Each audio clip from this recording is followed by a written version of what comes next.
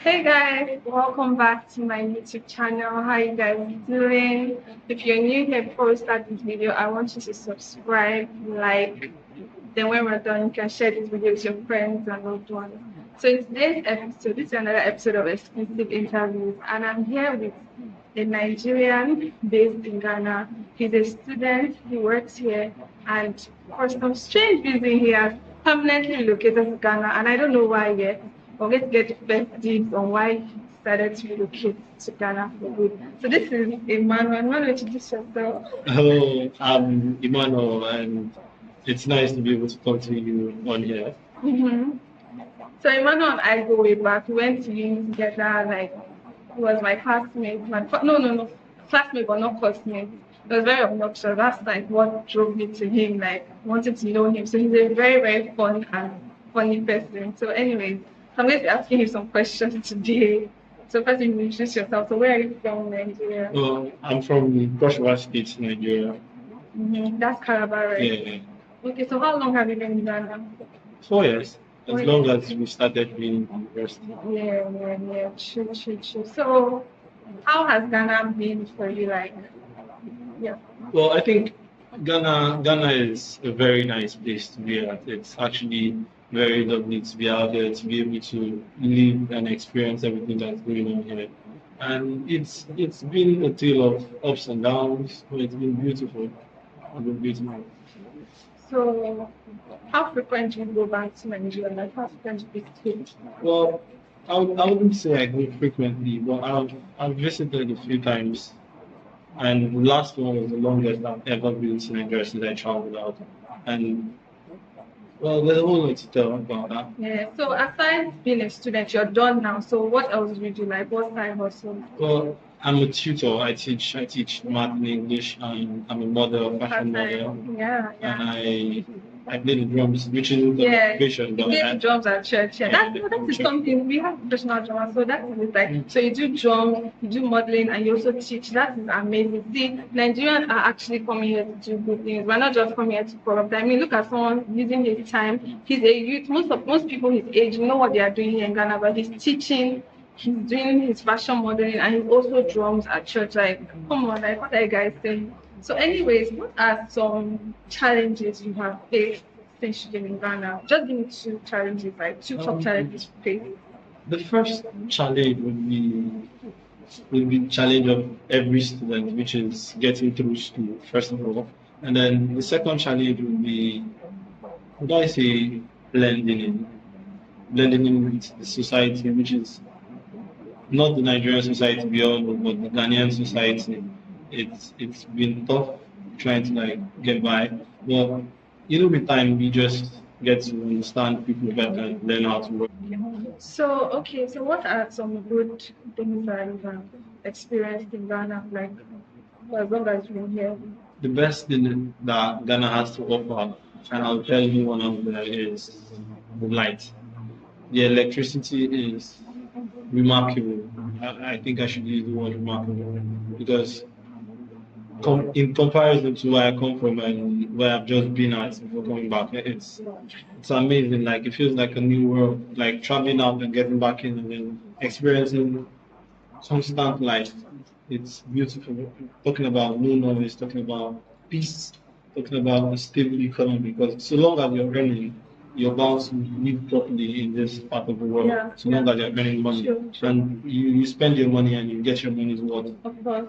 Exactly. So those are one of the few very good things. And meeting amazing people as well is another aspect of life that I've really enjoyed being. And I've met people from different fields of life, and getting to talk to them and interact with them has been impressive. Very, very nice. So, like, what is the impression you get, like, when you're out on the street as a Nigerian guy, like, what's the first impression people feel like this person?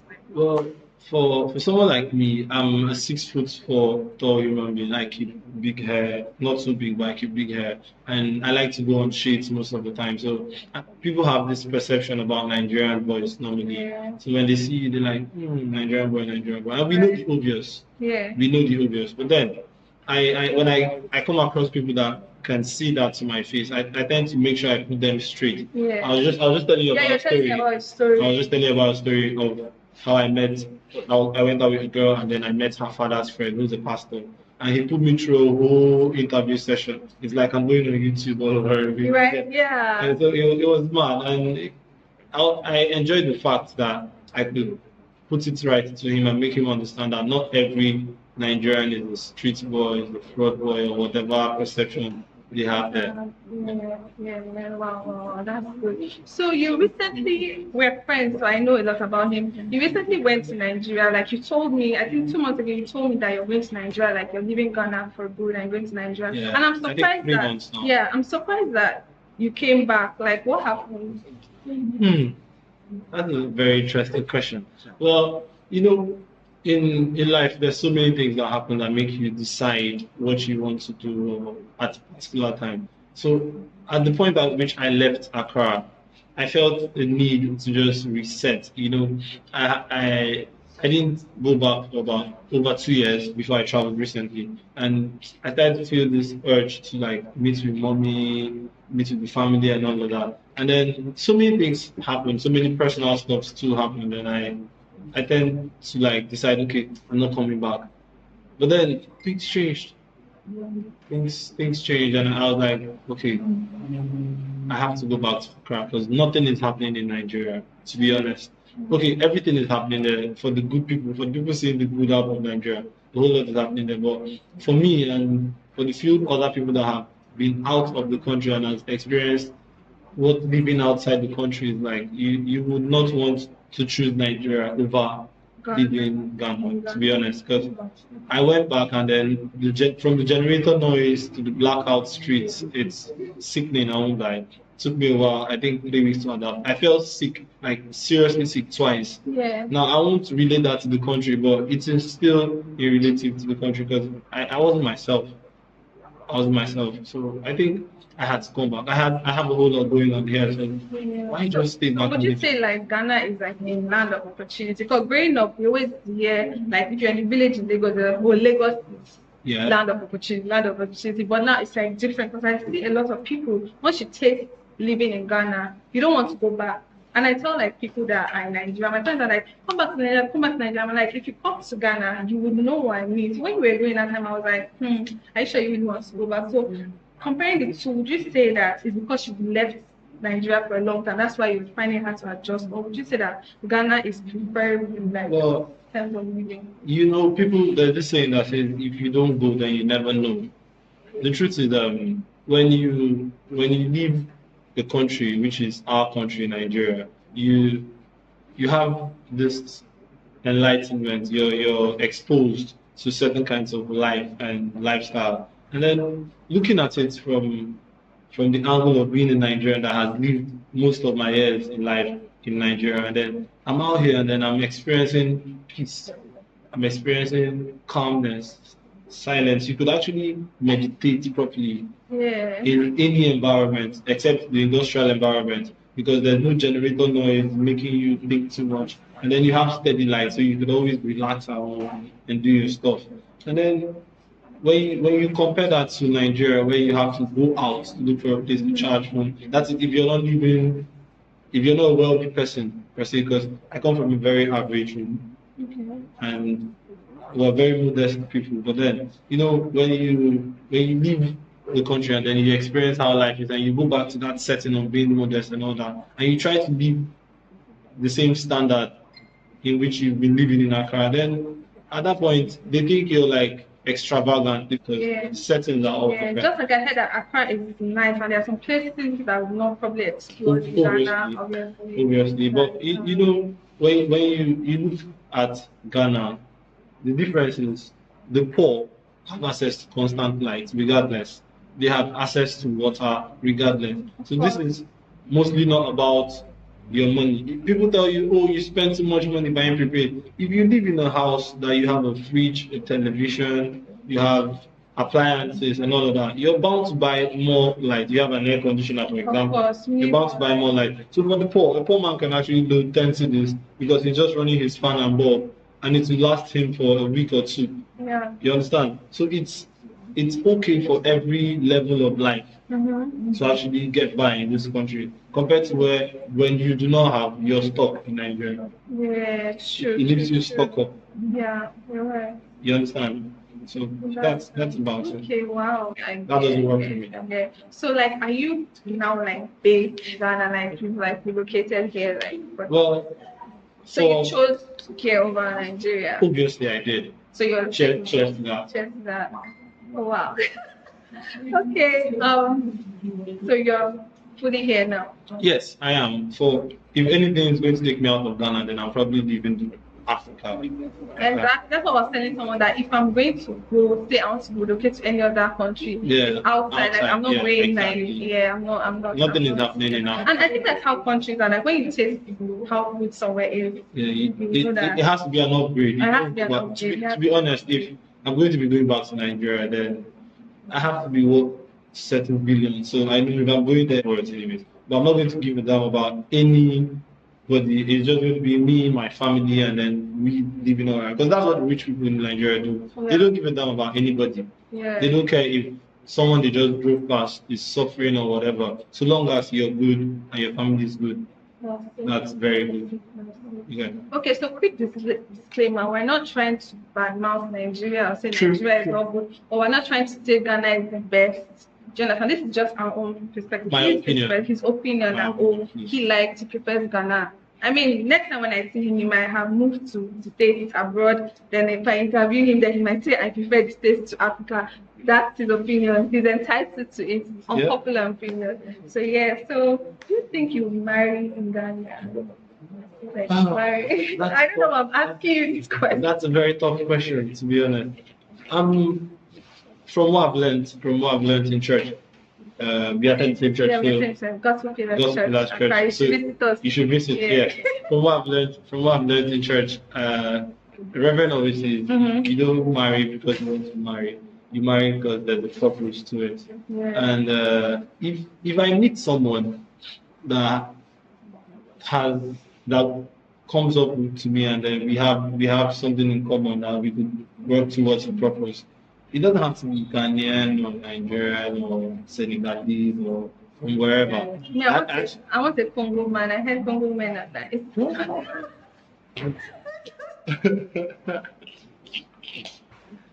You know, people have different perspectives platform. You know, Crazy. it has to be my decision. Yeah, your to make. decision, Exactly. not So mine. I'm not leaving it at my mom. Yeah. But Yeah. it's So yeah. So how was schooling here in Ghana? Like how was schooling? quite crazy. I was like, for me, I've been the sole sponsor for myself. And I still am. Yeah, Emmanuel put himself through school. Like that is very impressive. I'm still doing my shit myself by God's grace. So it's not been the usual go to school kind of lifestyle for me. I've not been the student that goes to school, comes back and read. He's smart. He's very smart. That's what even David taught me in class. Like he's very, very smart. Like I'm not even hyping right now. Thank you. It's so annoying though. Like no, it's all. Then we're so young and stupid. When I could talk about my first 2 to 3 semesters. I used to like teach my classmates. Yeah. And make money off of it. So. That's another thing you can do when you're in school. Just try. Yeah, so we schooling has been interesting because you meet different kinds of people getting through it, and then you tend to learn more. You're exposed. You understand how life works. Yeah. You see, you get to stages where you need people. People need you. I've lived with people. I've had people live with me. So it's a whole bunch of experiences, and it's been beautiful. Interesting, Yeah. Yes. So, okay, Emmanuel, thank you so much. But before you go, I want to know Ghanaian or Nigerian jollof. This thing always brings fight in my comment section. So I like reading your comments. So I'm going to put you on the spot. Tell me. My Nigerian friends are going to have to pardon me on this one because besides my mom jollof, I can't really cite any jollof than Ghanaian jollof. I mean, I actually like it. I speak the language. What? I speak some of the Ghanaian. Say something for me, Chi. What? Well, if I was trying to like get to know you and you're a Ghanaian girl, I would come at you like Makuma Mitofi. Hey, I don't know what happened.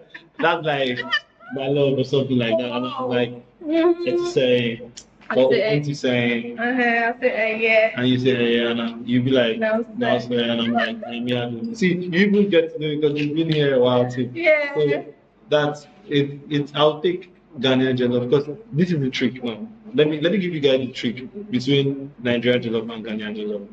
Nigerian jollof tastes great, but you know Nigerian mothers they give you the rice and just give you one meat and they're done with your food. You get, but here in Ghana there's hype they put out to their jollof. Except you know in Nigeria, except you're eating in a very exclusive eatery before you can have assorted stuff on your rice. Before you can buy maybe salad or fried plantain, fish, or whatever you want to eat with it. Here in Ghana, if you eat just the jollof, I think it's a taboo. To me, because you don't eat empty food. Yeah. You get it. They have to be like They have pepper, they have shito, you have salad, egg, fish. Okay. That's the level to it. Yeah, So even if you're buying from a roadside kiosk where they sell food, you see that she has all of this. These are necessities to how they eat. Yeah, okay. Gives them that edge over. That's just my perspective once again. Okay. So if you guys don't think I'm Ghanaian, I'm Nigerian, then I did. See, he's like Ghanaian. If you come and adopt him finally, then they'll just come and take it. So anyway, do you have any final words? Like for anybody that is thinking of coming into Ghana, students are struggling, people that are trying to get by, and you know, well, the truth is, I saw something on social media where someone said if you're outside Nigeria and then you tell people don't come out of Nigeria because it's expensive to live here, it's hard to live here, then you're a wicked person. Because where it's tough, your comfort zone, your life actually begins at the end of that your comfort zone. So you think, okay, because Nigeria you can survive a whole day with 1,000 naira, so you can't come out to where you need to spend up to 5,000 to get by if you're trying to live right, or more than that. There are days you have so much money, you spend too much. So if you are thinking of coming out or you're already here, going back is not an option.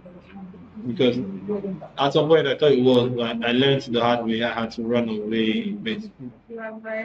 So yeah, my advice is for you to stay true to yourself, understand what you want to do, observe where it's best for you to do that stuff, and go for it. If you feel coming to Ghana is the best option for you, it has the facilities you need to become who you want to be, then that's what you should do. If you feel staying in Nigeria is then good luck on that. Yeah. Okay, guys. So, Emmanuel, thank you so much. Thank you very much for leaving your busy schedule to come and this video was supposed to happen yesterday, but Emmanuel took me up. It's fine. So it's like what we know. Wait till it's not going to forget. I think the truth is Adamu. Okay, Adamu. Okay. This one left to begin. Oh wow. Okay, guys. Thank you so much for watching. Please don't forget to share, like, and subscribe. Tell them to share. Yeah, please share, like, and subscribe. Bye. Love.